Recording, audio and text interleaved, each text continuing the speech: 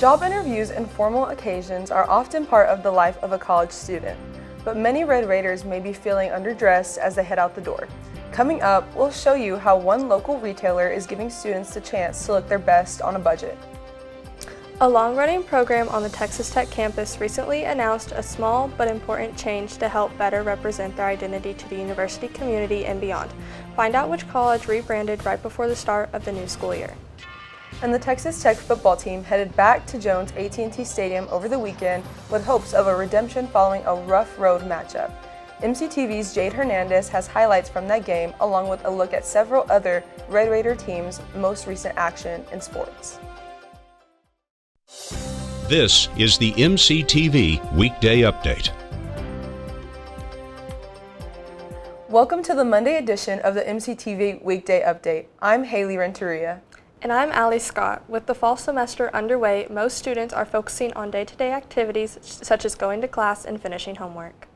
But for some students, this fall marks their last semester on campus, and that means they may be heading to interviews for job or formal events as they head into their careers. With that in mind, one local retailer hosts an annual event to help students boost their confidence by looking their best. Last night, the JCPenney Suit Up event was held at the Lubbock store in South Plains Mall. Students looking for professional clothing could stop by from 6 to 9 p.m. to enjoy deep discounts on everything from suits and jackets to skirts and dresses, and much more.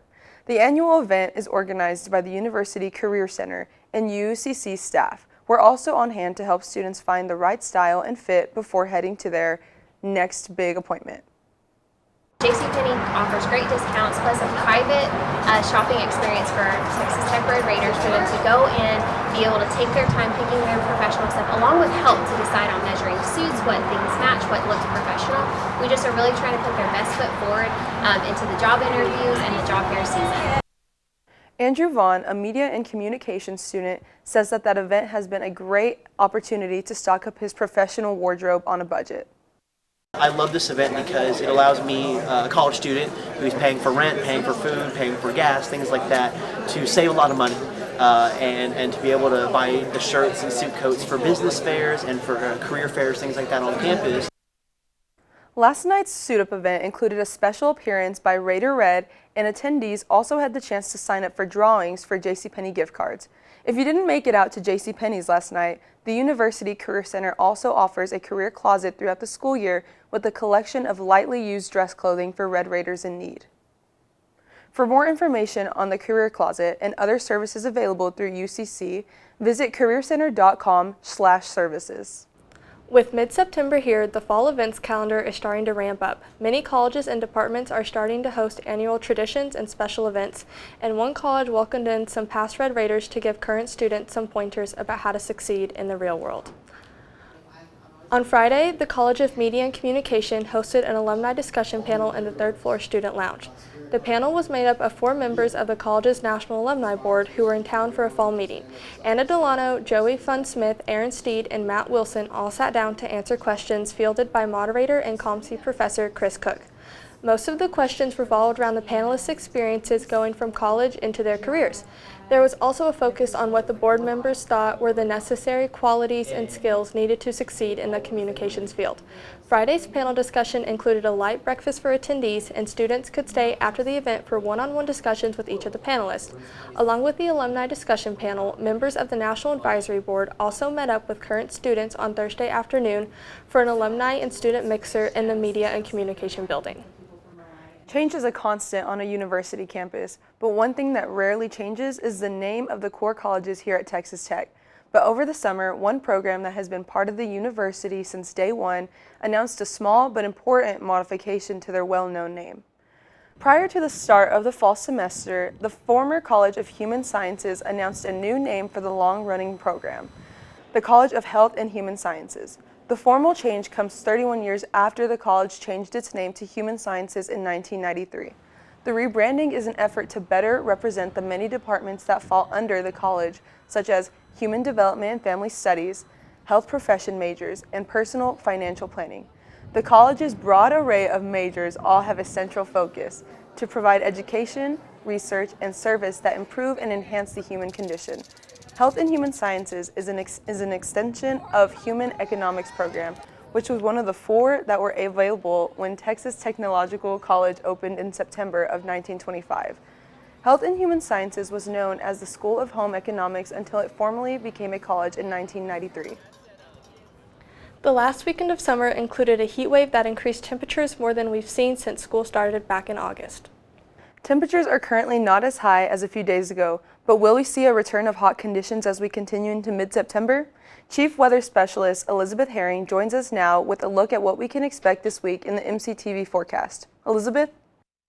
Yes, so happy Monday is the official last full week of summer, as the first day of fall is this upcoming Sunday. And we've been pretty warm lately. This past week we had highs in the upper 80s, mid 90s, and those highs even increased Friday and Saturday to upper 90s, increasing our drought levels throughout the South Plains area. Lubbock currently falling under the abnormally dry level, and drought levels increasing even as we move into the northeast area of the South Plains.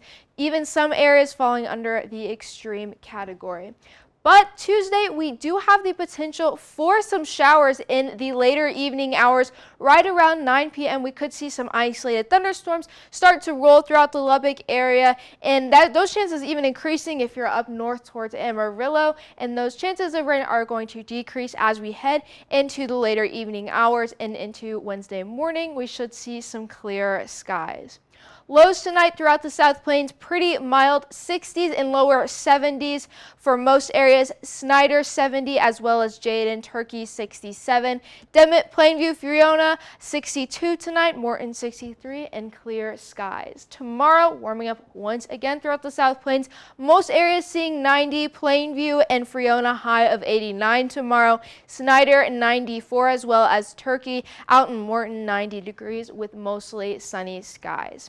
Well, tonight here locally in Lubbock, low of 67 degrees. Tomorrow warming up once again into the 90s with a high of 91 and mostly sunny skies. South-southeast winds at 17 miles per hour increasing throughout the day, bringing in those chances of thunderstorms later that evening.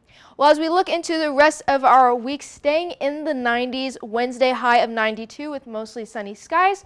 Thursday 94 with sunny skies as well. Friday starting to cool off just a bit with a high of 91 and partly cloudy skies. Saturday cooling off with highs back in the 80s with a high of 88 just in time for a home football game. Sunday staying in the 80s as well as Monday with highs of 89 and sunny skies to start off our week next week. Well, Sunday is the official first day of fall. This means within the upcoming weeks, we'll start to see temperatures decrease in the early morning hours with lows in the 50s and 60s. However, for the next couple weeks, we'll still see those temperatures get pretty warm throughout the afternoon with highs in the 80s and lower 90s. I'm Elizabeth, and it's back to y'all. Thanks, Elizabeth. The official start of fall may still be a few days away, but Texas Tech's fall sports teams have already been in action several weeks. One team has already started Big 12 play, but a couple others have continued with non-conference action as they prepare for their first Big 12 opponent. MCTV's Jade Hernandez has a rundown of the most recent action in Texas Tech athletics and sports. Jade? Thank you, Allie and Haley. It's been a big weekend for Red Raider athletics. Let's dive into action. Starting on the football field, the Red Raiders put on a dominant display, keeping the Mean Green at bay with standout plays on both sides of the ball. Texas Tech football delivered a commanding 66-21 victory over North Texas on Saturday.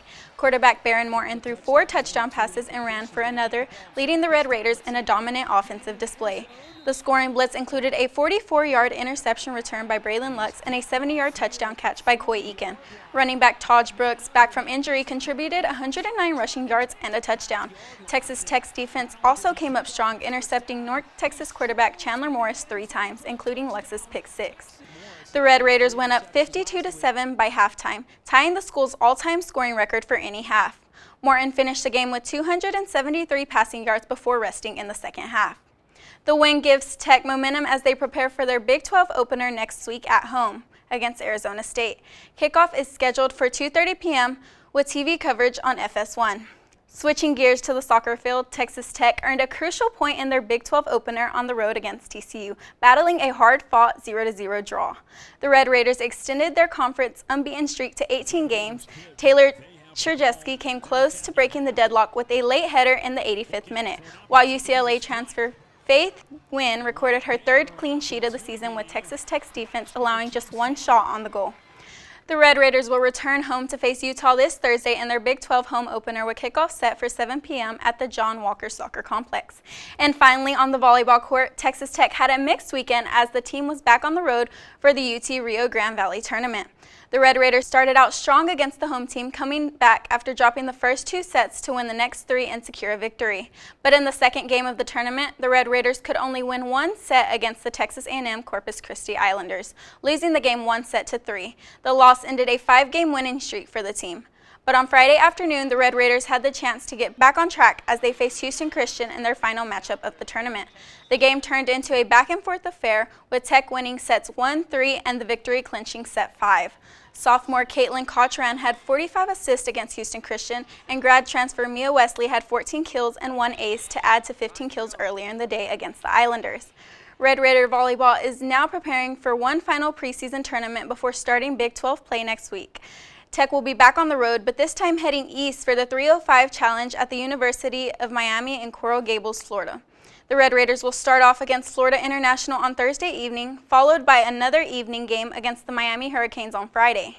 Texas Tech will finish out the tournament on Saturday against Arkansas with an 11 a.m. tip-off at the Night Sports Complex. All games will be streamed through ACC NX on ESPN+. That's all for today's look at Texas Tech athletics. With exciting matchups ahead in football, soccer, and volleyball, stay tuned for more. Back to you, Allie. Thanks, Jade. In just under 2 months, registration for the 2025 spring and summer semesters will open up to current Texas Tech students. If you're considering signing up for study abroad program but are worried about cost, one campus department has an option that could help you get a necessary document for free. The Office of International Affairs is currently offering potential study abroad students the chance to get a free passport from now until Wednesday. Students can apply for a free passport through the TTU Passport Project. To apply, you must be a current student, a U.S. citizen, and at least 18 years old. Beyond those requirements, preference is being given to first-year students, Red Raiders who haven't had an adult passport, students who are eligible for the Pell Grant, and Red Raiders from traditionally underrepresented student populations such as first-gen, veterans, or students who have never traveled abroad. If you would like to apply for the chance to get a free passport, visit the Texas Tech Study Abroad Program's main page, study abroad.ttu.edu. So Allie, have you thought about enrolling in a study abroad program next year? I've thought about it, but I think I'm just going to stay in Texas for the time being. What about you? Texas is awesome, but I'd like to see the world for sure. That's all for today's edition of the MCTV Weekday Update. Thanks so much for joining us, and be sure to check ttuhub.net every day for more news. We'll see you on Thursday.